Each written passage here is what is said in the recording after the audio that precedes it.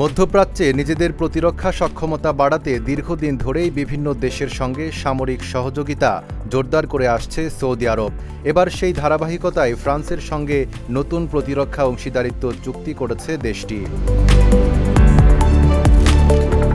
মঙ্গলবার প্যারিসে ফ্রান্সের প্রেসিডেন্ট ইমানুয়েল ম্যাক্রোর সরকারি বাসভবন এলিসি প্রাসাদে চুক্তিটি স্বাক্ষরিত হয়। সৌদির পক্ষে প্রতিরক্ষামন্ত্রী প্রিন্স খালিদ বিন সালমান এবং ফ্রান্সের পক্ষে প্রতিরক্ষামন্ত্রী ক্যাথরিন ভৌত্রিন এতে সই করেন। অনুষ্ঠানে উপস্থিত ছিলেন দুই দেশের শীর্ষ নেতারাও। নতুন চুক্তির আওতায় আধুনিক প্রযুক্তি, প্রতিরক্ষা শিল্প ও সামরিক সক্ষমতা বৃদ্ধিতে সহযোগিতা বাড়াবে দুই দেশ। পাশাপাশি সাইবার নিরাপত্তা, কৃত্রিম বুদ্ধিমত্তা, সামরিক প্রশিক্ষণ ও শিক্ষাক্ষেত্রে বিশেষজ্ঞ জ্ঞান বিনিময়ের সুযোগ তৈরি হবে। এর আগে ৭ আগস্ট পাকিস্তান ও তুরস্কের সঙ্গে ত্রিপক্ষীয় প্রতিরক্ষা জোট গঠন করে সৌদি আরব। মক্কায় চুক্তি স্বাক্ষরিত হওয়ায় এটি মক্কা জোট নামে পরিচিতি পায়।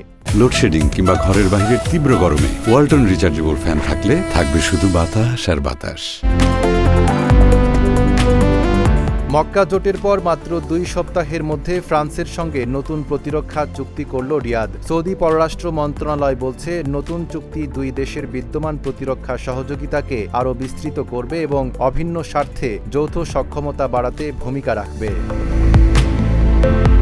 Desk report, Dhaka post.